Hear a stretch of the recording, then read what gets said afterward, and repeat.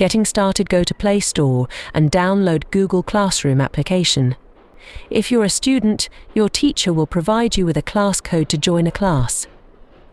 If you're a teacher, you can create a class and invite students to join. Navigating the interface. Once you're in a class, you'll see tabs for Stream, Classwork, People, and Grades. The Stream tab shows announcements and updates from the teacher, while the Classwork tab organizes assignments and materials. Creating assignments. To create an assignment, click on the Classwork tab, then click the Create button and select Assignment.